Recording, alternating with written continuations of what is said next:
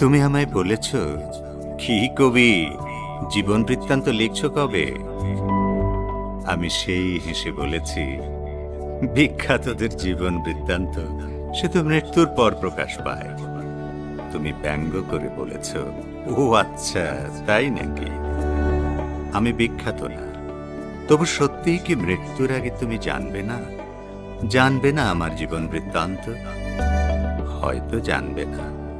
আর আমি যখন থাকবো না, নিতান্ত কৌতূহলী হয়েই পড়ে দেখো ওই নীল ডায়েরিটা, কোনো এক ধূসর পৃষ্ঠায় লেখা আমার জীবন বৃত্তান্ত তুমি।